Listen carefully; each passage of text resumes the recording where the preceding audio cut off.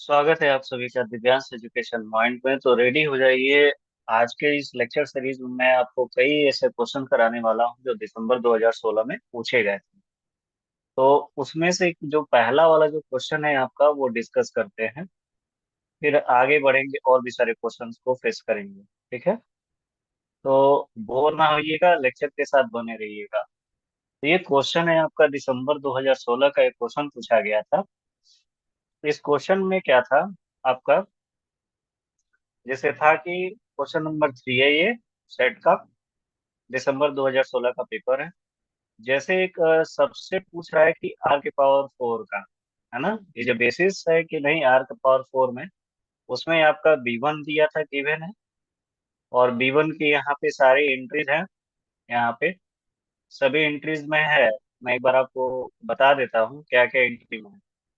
पहले B1 में है 1000, 1100, 1110 और लास्ट में चार 41 है। फिर B2 में है आपका 1000 है, फिर 1200 है, फिर 1230, फिर 1234, ये कंटिन्यू है। B3 की जो एंट्री है आपकी 1200 है, 0011 है, 2100 है और -5 और 500 है। तो इसमें बताना था कि भाई ये बेसिस है कि नहीं, आर के पावर 4 का कौन सा होगा, इसमें से कौन सा नहीं होगा। तो सबसे पहले इसके कॉन्सेप्ट को समझते हैं, फिर ऑप्शन पे आते हैं। इसका कॉन्सेप्ट कहता है कि अगर कोई सेट दिया रहे, ठीक है, वेक्टर है V में, तो आर बेसिस ऑफ क्या होगा, बेसिस। तो ये होना चाहिए क्या, लीनियरली इंडिपेंडेंट होना चाहिए। तो लीनियरली इंडिपेंडेंट निकालना पड़ेगा इसके लिए। तो आपके पास जो एंट्रीज दी हुई थी B1 की, उस B1 की एंट्री में पहले हम रखेंगे A1, फिर A2 रखेंगे, फिर A3 रखेंगे, A4 रखेंगे और यहाँ से आपका इक्वेशन बनेंगे। यहाँ से बनेंगे आपके पहले में A1 plus A2 plus A3 plus A4। कैसे आया, तो A1 का आप देखे कहाँ पे, 1 पे। फिर A2 का कहाँ देखे आप, 1 पे। फिर A3 का कहाँ देखे, ये भी 1 पे था। और A4 का देखे आप, 1 पे। एज इट इज A2 के लिए भी बात किया गया तो वो A1 का 0 पे गया था, A2 का 1 पे गया था, फिर A3 का आपका 1 पे गया था। इसी तरीके से करके यहाँ पे इक्वेशन बनी और उसके कोफिशिएंट को एज इट इज यहाँ पे लिखा गया साथ में। फिर A1 हो गया, फिर A2 हो गया, A2 और A3 और A4 के लिए, फिर A3 A4 के लिए और लास्ट में था A4 बराबर 0। अगर ये मेरे पास में आ जाएगा A4 बराबर 0, तो इसको क्या करेंगे, उठा के रखेंगे इसके ऊपर वाले में, यानी तो यहाँ से आपका A3 भी 0 मिल जाएगा, जो यहाँ पे है ऑलरेडी। A2 भी 0 है। इसका मतलब ये है कि सारे के सारे जितने भी इंट्रीज हैं, A1 A2 A3 A4 से लेकर के ये सभी सभी क्या है आपका, लिनियरली इंडिपेंडेंट शो कर रहे हैं। ये B1 जो है आपका लिनियरली इंडिपेंडेंट है ऑलरेडी। ठीक है। अब बात कर रहे हैं B2 के लिए। क्यों बात हुआ, क्योंकि सारे के सारे क्या आ गए, जीरोज आ गए, तो ये क्या हो गया आपका, लिनियरली इंडिपेंडेंट हो गया। फिर B2 की अगर बात की जाए तो B2 में एज इट इज वही काम करना है। और ये भी B2 में भी सभी के सभी एंट्री जो निकाले जाएंगे अगर, ये भी आपका मिलेगा, लिनियरली इंडिपेंडेंट मिलेगा। तो यहाँ से क्या क्या मिला, तो आपका मिला B1 मिला, और साथ में क्या मिला, यहाँ से B2 भी मिल गया कि ये दोनों दोनों क्या है हमारे, एल आई। ठीक है, एल आई। फिर आगे बढ़ते हैं और बात करते हैं B3 के लिए। तो B3 के लिए क्या करते हैं, B3 में भी सेम वर्क करते हैं। और यहाँ से इक्वेशन बनेंगे A1, ये आपका इक्वेशन बनेगा A1 2 A3 -5 A4। ठीक है।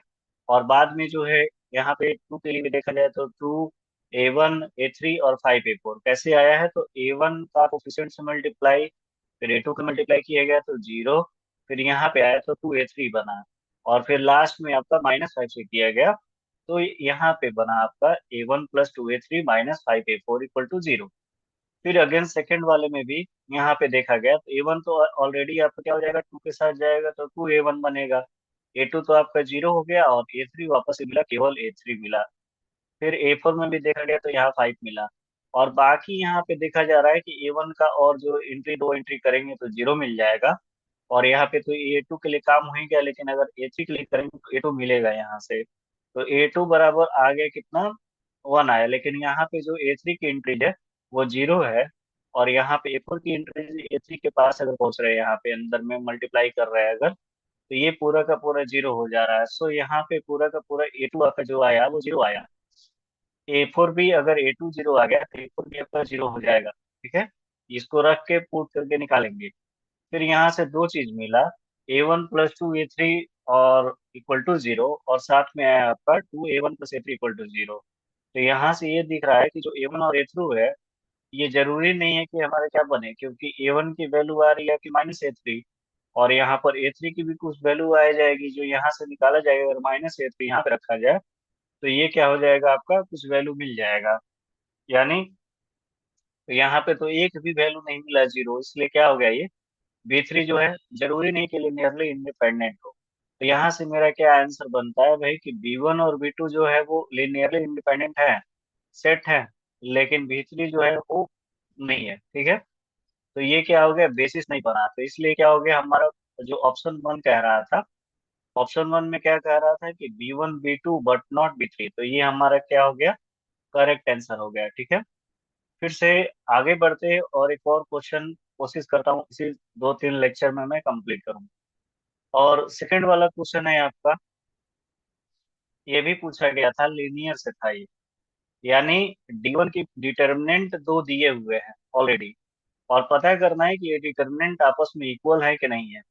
पहले ऑप्शन में दिया था D1 = D2, सेकंड ऑप्शन में D1 = 2D2, थर्ड ऑप्शन में D1 = -D3, फोर्थ ऑप्शन में 2D1 = D2।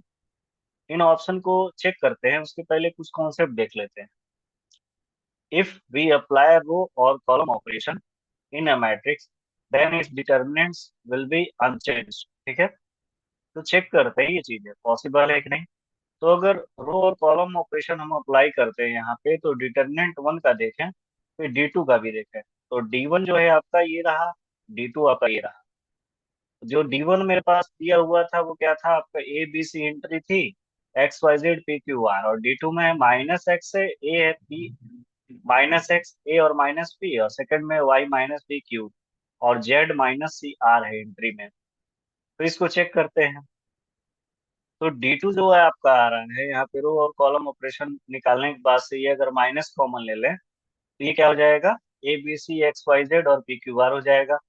क्योंकि इसमें जो है माइनस अगर है यहाँ पे भी है, आर में भी आपका नहीं है, तो बीच वाले जो है दोनों के दोनों माइनस यहाँ से निकाल लिया गया। ये जो आया क्या आया, D2 बराबर आ गया माइनस का D1 आया। ठीक है, रो और कॉलम ऑपरेशन अप्लाई करने के बाद, और D1 की वैल्यू आ गई आपकी -D2, तो यहाँ से आपका जो ऑप्शन 3 है वो करेक्ट होता है। तो ऑप्शन 3 हमारा क्या है, D1 बराबर क्या दिया हुआ है, D1 बराबर दिया हुआ -D2 आ गया। अगेन बढ़ते हैं क्वेश्चन नंबर 3 पे। इसमें जो क्वेश्चन था ये भी आपका लीनियर से रिलेटेड है। दे रहा है क्वेश्चन में कि consider the matrix A cos theta sine theta minus sine theta cos theta. निकालना क्या है कि एक के पावर 2015 की वैल्यू निकालनी है आपकी।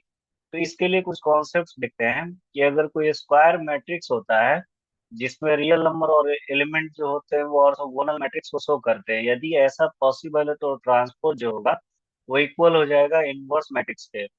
और ये भी कह सकते हैं कि जो प्रोडक्ट निकाला जाए स्क्वायर मैट्रिक्स का, उसके जो ट्रांसपोर्ट जो है वो आइडेंटिटी मैट्रिक्स अगर दे दे रहा है हमें, तो ये क्या हो जाएगा, स्क्वायर मैट्रिक्स को हम कहेंगे क्या, ऑर्थोगोनल मैट्रिक्स बोल देते हैं। तो इसके कॉन्सेप्ट्स के बाद कुछ एक्सप्लेनेशन देख लेते हैं। जैसे ये जो दिया हुआ था आपका cos theta sine theta minus sine theta cos theta, और थीटा की जो वैल्यू आ रही थी वो θ = 2π/31।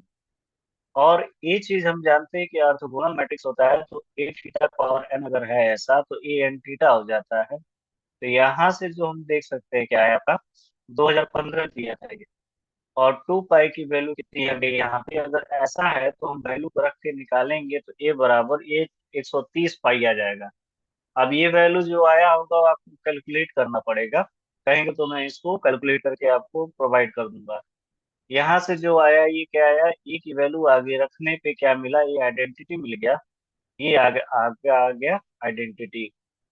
तो ये आपका हो गया। इसमें चेक कर लेंगे, जो आपका आएगा आंसर वो ऑप्शन B आ जाएगा।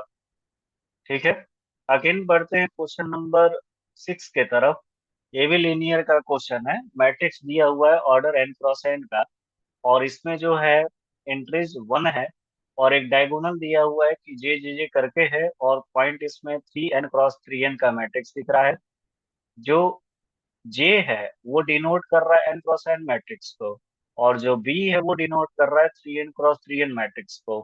तो इसका पता करना है कि रैंक क्या होगा, रैंक अब भी निकालना था इसका। तो ये चीज है इसका कि भाई कॉन्सेप्ट ये कहता है कि अगर कॉलम और रो जो होते हैं वो लीनियरली इंडिपेंडेंट दिखाए जाते हैं, ऐसा तभी पॉसिबल है जब मैट्रिक्स हमारे क्या हो, नॉन सिंगुलर हो। और हम दूसरे वर्ड में कह सकते हैं कि जो रैंक होगा कोई भी नॉन सिंगुलर का, वो क्या होगा, मैट्रिक्स ऑफ ऑर्डर m×m का अगर देखा जाए तो उसका रैंक कैसे निकालते हैं, डिनोट करते हैं रैंक का। चलिए देखते हैं कि इसका रैंक कैसे निकाला जाएगा। जो मैट्रिक्स है क्या है, n×n का है। तो यदि अगर n×n की मैट्रिक्स है और n इक्वल टू क्या दिया हुआ है, 1 है, इसमें रखा जाए कि क्या हम लेके चलते हैं कि n की वैल्यू हम रख दे पहले 1×1 का देखा जाए। तो यहाँ पर जे भी होगा, जो भी एंट्री उसकी अंदर की होगी वो 1 की ही होगी। तो बी जो मेरे पास आएगा उसका रैंक अगर इसका देखा जाएगा तो रैंक निकाला जाएगा कैसे, तो इसका 3 आएगा। तो यहाँ से हम देख सकते हैं क्या कि जो हमारा 1 2 3 जो है ऑप्शन जो है वो इनकरेक्ट है, बट जो ऑप्शन 4 है वो करेक्ट आ रहा है। कैसे आ रहा है, तो 1 2 3 में बात कर रहा है किस चीज का, ये पॉइंट्स की है। और जिसका रैंक केवल पूछ रहा है तो रैंक आपका 3 हो जाएगा। सो ऑप्शन नंबर ये हमारा करेक्ट होता है। सेवेंथ क्वेश्चन में देखते हैं कि कोई रियल का ये क्वेश्चन है। जैसे कि सेट दिया हुआ है, फंक्शन दिए हुए हैं कुछ, और इसमें कह रहा है कि R2R vector space over R। ये भी लीनियर का ही क्वेश्चन है, लेकिन फंक्शन दिए हुए S1 S2 S3 है। f की मैपिंग हो रही है f such that limit x tends to c f(x) equal to 0। और S2 दिया हुआ है g के लिए बात कर रहा है, ये 1 है, और S3 हमारा h(x) और यहाँ पे एग्जिस्ट बोल रहा है। तो इसे कॉन्सेप्ट क्या कहते हैं कि अगर कोई वेक्टर स्पेस है और लीनियर स्पेस है, ये किस में है, ग्रुप में है, ठीक है। तो ऑफ ऑब्जेक्ट और vectors added collectively and multiplied by number called scalar. और इससे ये भी कंसिडर हो सकता है कि जो ये क्या होगा, to be a real number, ठीक है। तो एक्सप्लेनेशन चेक करते हैं। पहले तो इसमें गिवन था आपका कि वेक्टर की बात कर रहा है तो दो चीजें लेके चलेंगे इसमें। कंसिडर कर लेते हैं कि कोई एक्स वाई जो है बिलोंग कर रहा है S1 को। तो क्यों ना यहाँ पर जो फंक्शन दिया हुआ था आपका वो एफ और जी के संदर्भ में दिया हुआ है।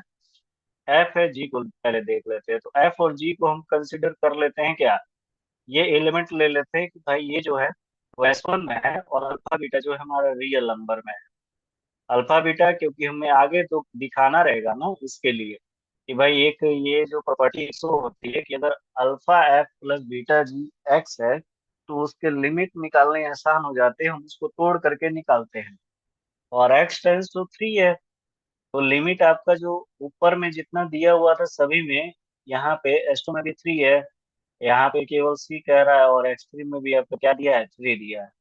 तो यहाँ पर भी ऊपर में लिमिट जो है 3 लेके चलते हैं, देखते हैं क्या होता है। तो अगर 3 लेते हैं लिमिट, वहां पे कुछ मिस्टेक हो गया है, वहां पर लिमिट जो होगा वो 3 ही होगा। Alpha A beta J belongs to F, क्योंकि ये प्रॉपर्टी कहती है वेक्टर स्पेस की, डिस्ट्रीब्यूट हो जाता है यहाँ से दोनों चीजें। अल्फा एफ एक्स से डिस्ट्रीब्यूट हो जाता है, और बीटा जी एक्स से डिस्ट्रीब्यूट होने के बाद से जब उसका लिमिट निकालते हैं तो वो सेटिस्फाई करता है S1 को। तो यहाँ से हम ये कह सकते हैं कि जो S1 वेक्टर स्पेस है, कैसे है, तो इसी के साथ साथ हमारा जो है S3 जो होगा वो भी क्या होगा, वेक्टर स्पेस हो जाएगा। और S3 के लिए अगर बात किया जाए तो इसमें भी S3 हो जाएगा, क्योंकि ये भी लिमिट एक्सटेंस टू 3 कहता है, तो ये भी एग्जिस्ट करेगा। लेकिन S2 जो है हमारा वेक्टर स्पेस नहीं है, क्योंकि यहाँ पे जो बात कर रहा है जीरो फंक्शन, ये जो जीरो फंक्शन होता है वो बिलोंग नहीं कर रहा है S2 को।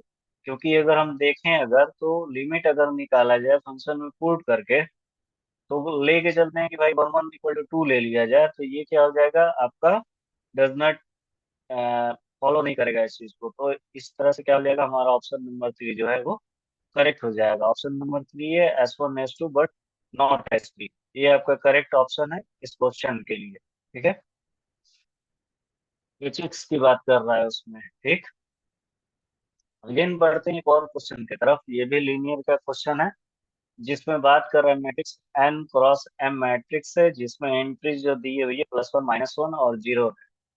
तो इसमें पता करना है कि दैट एवरी कॉलम है एग्जैक्टली 1+1 और exactly 1-1, then conclude this. Rank निकालने की बात हो रही है और दिखाना है ये इसमें क्या क्या ऑप्शन होने चाहिए। रैंक ए इज लेस और equal to n-1, rank A बराबर m, और n इज लेस और इक्वल टू m और n-1, ये हो जाएगा आपका। तो इसमें जो है कॉलम रो जो होते हैं लीनियरली इंडिपेंडेंट होते हैं अगर मैट्रिक्स जो हमारा नॉन सिंगुलर है। और दूसरे वर्ड में कह सकते हैं कि रैंक जो होगा, rank of any non singular का क्या होता है मैट्रिक्स का, वो m क्रॉस n होता है, m इज n होता है। तो एंट्रीज इसकी ये दी हुई थी। एंट्रीज देने के बाद से इसमें जो है रो ऑपरेशन लगाया गया। रो ऑपरेशन लगाया गया यानी R2 टेंस टू R2+R1 किया गया पहले। फिर दूसरे वाले में R3 टेंस टू R3+R2 किया गया। फिर लास्ट वाले में जो है आपका यहाँ से कुछ मिला एंट्री, और यहाँ से ये शो हो रहा है कि रैंक जो आपका 1 आ रहा है जो कि m, तो यहाँ से हमारा ऑप्शन नंबर क्या हो जाएगा, फर्स्ट हो जाएगा, आपका करेक्ट ऑप्शन हो जाएगा। ठीक है, A option is correct option. Again बढ़ते हैं। दिसंबर 2016 का क्वेश्चन था। इसमें दिया हुआ था, ये रियल का क्वेश्चन है। यहाँ पे एक्शन दिया है और एक्शन दिया हुआ है, मैपिंग दी हुई है। ये पता करना काउंटेबल है कि नॉन काउंटेबल है, एक्स और वाई काउंटेबल होगा कि नहीं होगा। तो दो चीजें दिख रही हैं इसमें, काउंटेबल और अनकाउंटेबल के बारे में। पहला कॉन्सेप्ट ये कहता है कि अगर सेट जो है हमारा काउंटेबल है, ऐसा तभी पॉसिबल है यदि बाइजेक्शन हो जाए मैपिंग। और infinite set for which there is such bijection is called uncountable. ठीक है, तो every infinite set S contains a countable subset. ये चीजें जो है वो थ्योरम के हिसाब से देखते हैं। इसको प्रूव भी किया जाता है कि अगर इनफाइनाइट सेट है एस का तो उसमें काउंटेबल सबसेट मिलते हैं। तो पहले चीजें देखते हैं एक्सप्लेनेशन। अगर एक्स की बात की जाए, असल में ये क्वेश्चन छोटा था, इसको मैंने एक्सप्लेन किया है अपने तरफ से। है तो एक्स जो दिया था, एक्सन है आपका, एक्सन बिलोंग्स टू 0,1 है। ये आपकी मैपिंग दी थी। और एक्स जो है ये क्या हो जाएगा, सेट हो जाएगा दो सीक्वेंस एक्शन के लिए। यदि एक्शन बिलोंग कर रहा है 0,1 का, तो ये सभी नेचुरल नंबर के लिए बात कर रहा है। इसका मतलब ये है कि जो सीक्वेंस है हमारा वो क्या हो जाएगा, फंक्शन जो दिया हुआ है हमारे पास, वो एन का जो 0 से 1 तक जा रहा था, मतलब which can be thought as the infinite binary string. ठीक है, so the number of such sequence is equivalent to the number of infinite binary string. So it shows that the cardinality as the power set of n which is uncountable, such as the r, thus x is uncountable. ठीक है, इसको आप देख लेंगे। ठीक, again मैं y के लिए अगर बात करूं तो y क्या है आपका, for most finitely many n के लिए बात कर रहा है। तो वैल्यू जो दिया हुआ है 1 only for finitely many many natural number. इसका मतलब ये है कि सम पॉइंट जो होंगे, अच्छा कुछ वैल्यूज होंगे, वो क्या होंगे, जीरो होंगे। और each sequence in y can be uniquely described by the finite subset of n. The position where it takes the value 1, the number of finite subset of n is countable, thus y is countable। कैसे counter example के through देखा जाए, अगर entry ले लिया जाए 1010 से, अगर इस टाइप का एंट्री ले लिया जाए, तो ये बिलोंग कर रहा है एक्स का, लेकिन इस टाइप से तो हम बहुत सारे इसमें एलिमेंट को भर सकते हैं। तो ये क्या हो जाएगा, इनफाइनाइटली 1 और 0 का कॉम्बिनेशन बन सकता है। लेकिन अगर y की बात की जाए तो ओनली ये finite number of position contain 1, यानी 1 जो आएगा वो किसी न किसी फाइनाइट पॉइंट के लिए ही होगा। तो इस तरीके से क्या हो सकता है कि ये countably many such sequence such that this correspond to finite subset of n, so x is uncountable and y is countable। Part B की बात की जाए, क्वेश्चन दिया और दिसंबर 2016 का मैट्रिक्स का क्वेश्चन है। इसमें पता करना है कि निगेटिव डिफिनेट है कि पॉजिटिव डिफिनेट है। तो उसके लिए कुछ कॉन्सेप्ट होता है। यदि प्रिंसिपल माइनर होता है मैट्रिक्स का, वो पॉजिटिव अगर निकल के आता है, इट मीन्स कि उसका डिटरमिनेंट जो होगा ग्रेटर देन 0 आ जाएगा। तो मैट्रिक्स जो हो जाएगा पॉजिटिव डिफिनेट हो जाएगा। यानी तीन अगर डिटरमिनेंट निकाला जाए, डिटरमिनेंट 1, डिटरमिनेंट 2, डिटरमिनेंट 3, तो पॉजिटिव डेफिनेट की बात करता है। लेकिन अगर निगेटिव डेफिनेट होती है मैट्रिक्स की, वो सिमेट्रिक्स होनी चाहिए और सभी के सभी आइगन वैल्यूज होंगे स्ट्रिक्टली निगेटिव होंगे। और जितने में नॉन जीरो होंगे उसमें क्वाड्रेटिक फॉर्म निकल करके आता है, इस फॉर्म में निकल के आता है। यानी एक्स का ट्रांसपोज और फिर ए एक्स लेस देन 0 होगा, और फिर बाद में जो होगा X not equal to zero. इसका मतलब ये प्रिंसिपल माइनर जो होंगे वो इस तरीके से कुछ शो होंगे, यानी डिटर्मिनेंट जो होगा ए1 का वो less than zero, determinant A2 जो होगा ग्रेटर देन जीरो, और डिटर्मिनेंट ए3 जो होगा वो लेस देन जीरो होगा। तो ये जो अगर एक भी मेरा अगर इसमें जो है वो अगर नेगेटिव आ जाता है चाहे पॉजिटिव आ जाता है तो नेगेटिव माइनर के रूप में लेके चलते हैं, जिसको हम कहते हैं कोलेस्की डिकम्पोजिशन बोलते हैं, जो डज नॉट एग्जिस्ट करता है जो निगेटिव डेफिनेट के लिए। So it can be factorize as A बराबर एल एल टी। और आगे पढ़ते हैं, इस क्वेश्चन के एक्सप्लेनेशन को चेक करते हैं। यानी मेन काम क्या करना है इसमें, डिटर्मिनेंट को चेक करना। अगर थ्री को रख के देखा जाए जो जीरो से बड़ा है, तो वन क्रॉस वन डिटर्मिनेंट जो होगा टॉप टू लेफ्ट की बात कर रहे हैं इसमें। टॉप टू लेफ्ट में यानी ए वन की बात किया गया है। अगर अगर हमने इसमें ए वन की बात किया तो डिटर्मिनेंट जो निकल के आ रहा था वो ग्रेटर देन जीरो आ रहा था। वैसे ही अगर ए टू की बात किया जाए, ए टू में एंट्री जो आपकी भरेगी ये वन क्रॉस वन की मैट्रिक्स की वो देखते हैं इसमें, यानी जो ब्लॉक बनेगा आपका वन क्रॉस वन का बनेगा। तो उसमें थ्री आ रहा है जो कि ग्रेटर देन जीरो है। फिर ए टू की बात की जाएगी अगर, तो उसका जो डिटर्मिनेंट आएगा इसमें भी क्या होगा, इसका निकाला जाएगा डिटरमिनेंट जो फाइव ई भी ग्रेटर देन जीरो। और ए थ्री की बात की जाएगी तो इसमें तीनों जो है वो ग्रेटर देन जीरो है, तो प्रिंसिपल माइनस जो होगा वो साफ तौर पर क्या होगा, पॉजिटिव डेफिनेट हो जाएगा। तो आपका जो ऑप्शन नंबर वन है, this is a correct option. यानी पूरी तरीके से इसमें क्या है आपको चेक करने होंगे पहले वन क्रॉस वन, फिर टू क्रॉस टू का, फिर लास्ट में आपको चेक करना होगा क्या, थ्री क्रॉस थ्री का। यानी ए वन निकालेंगे आप, ए टू निकालेंगे, फिर ए थ्री निकालेंगे। तो ये जो शो करेगा अगर एक भी उसमें से डिस्टर्ब होता है तो निगेटिव डेफिनेट में जाएगा, अदरवाइज ये पूरे के पूरे क्या हो जाएंगे, पॉजिटिव डेफिनेट हो जाएंगे। प्रिंसिपल माइनर के तौर पर हम चेक करते हैं इसको। आगे बढ़ते हैं और एक और क्वेश्चन की तरफ चेक करते हैं कि भाई क्वेश्चन दिया हुआ एक ऑप्शनल पार्ट हो सकता है इसका आइजन वैल्यूज निकालना। तो आइजन वैल्यूज में क्या करते हैं भाई, डिटर्मिनेंट को क्या करते हैं माइनस करते जाते हैं जो डायगोनल एंट्रीज होते हैं, और फिर उसके बाद से उसका डिटर्मिनेंट निकालते हैं। और डिटर्मिनेंट में साफ शो कर देता है कि भाई इसके जो पॉजिटिव निकल करके आ रहे हैं सारे के सारे आइजन वैल्यू पॉजिटिव हैं, इसलिए क्या हो जाएगा, पॉजिटिव डिफिनिट हो जाएगा। अगेन एक और क्वेश्चन है आपका, रियल का क्वेश्चन है ये। इस क्वेश्चन में था कि एंट्री जो दी थी एफ मैपिंग आर स्क्वायर से आर स्क्वायर पर, और इसमें कुछ इस टाइप के एंट्री दिए हुए थे एफ एक्स कॉमा वाई और X square Y square plus sine X. इसमें दो चीजें लेके चलेंगे आपका, ऑप्शन जो है वो गिवन है। पहले की अगर बात की जाए तो ये आपका कुछ रूल फॉलो होता है इसके लिए, यानी जैकोबियन की बात करते हैं तो जैकोबियन मैट्रिक्स की बात करते हैं अगर, तो जैकोबियन में क्या होता है आपका पहले का differentiation with respect to x, और del f one upon del y, फिर del f two upon del x, फिर del f two upon del y हो जाता है।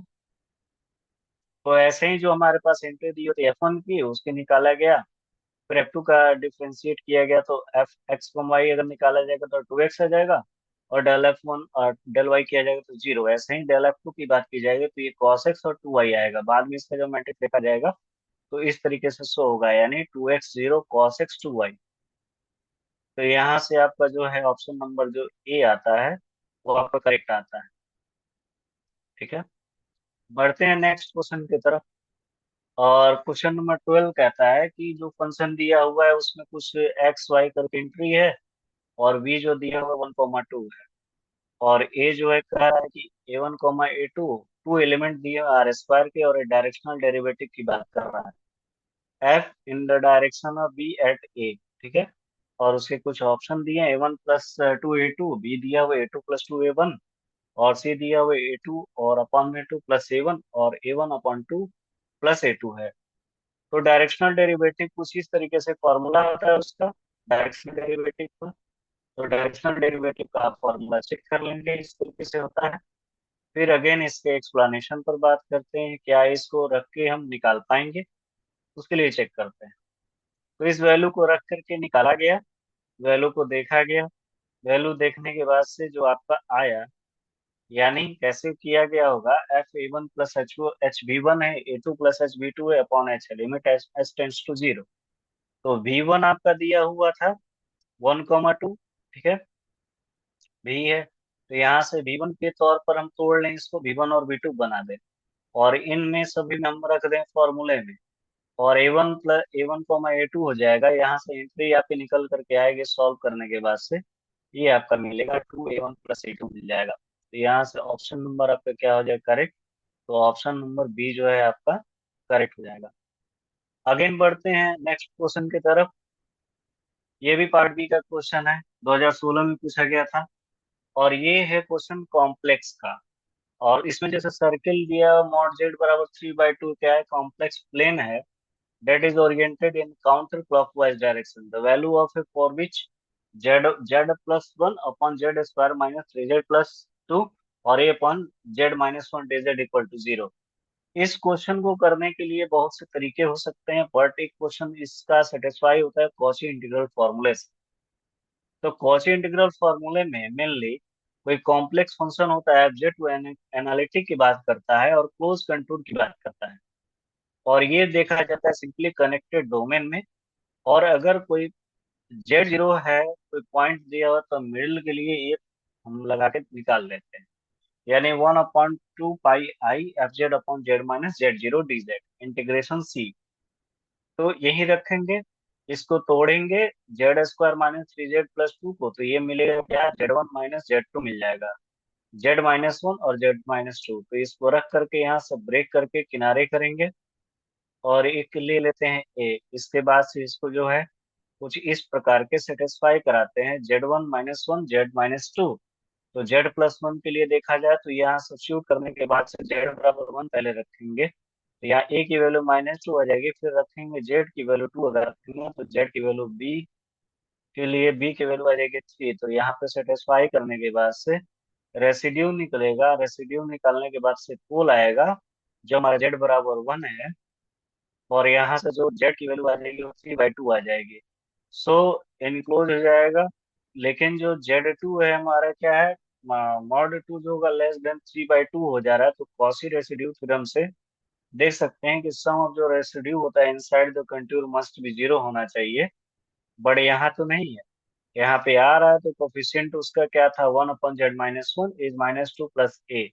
तो कॉची इंटीग्रल रखने के बाद से ऑप्शन नंबर हमारा जो है 3 आ रहा है, वो करेक्ट आ रहा है। ऑप्शन नंबर इसमें कौन सा करेक्ट हो जा रहा है, ऑप्शन नंबर हमारा 2 आ जा रहा है। ठीक है, this is your correct answer for this question. Now come to the next question.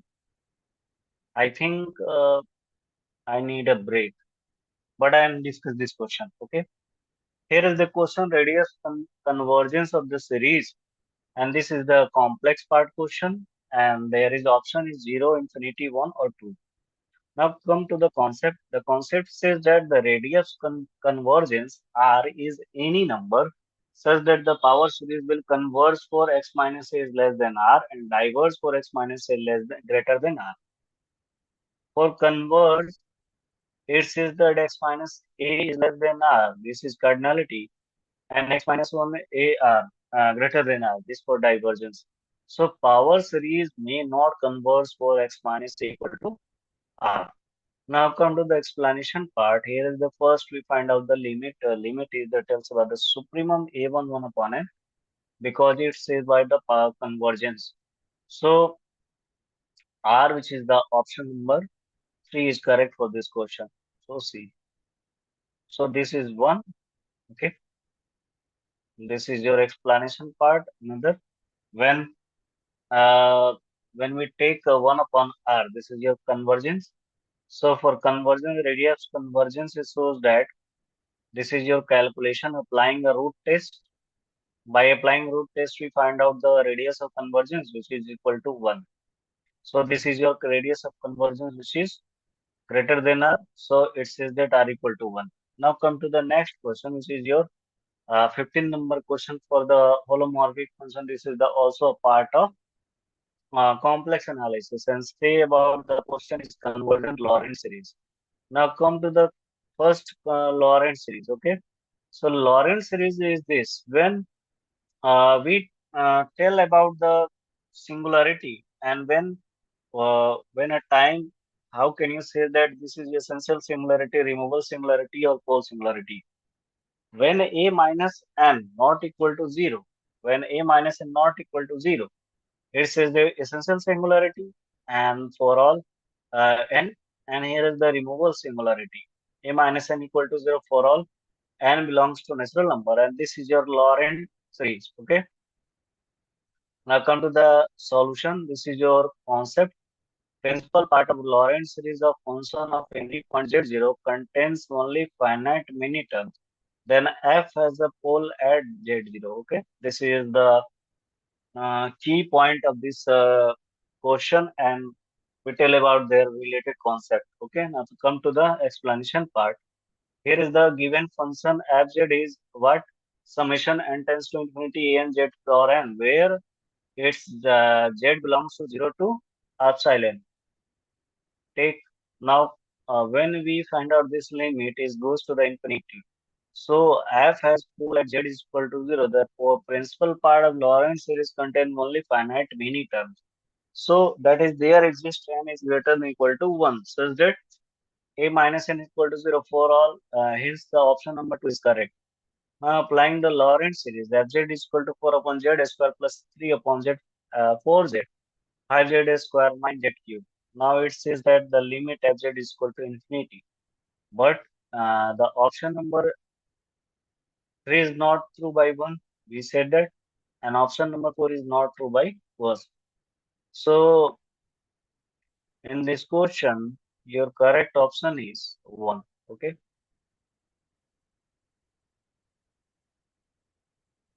Now come to the next question we discuss in next lecture. Okay. Thanks for watching my videos.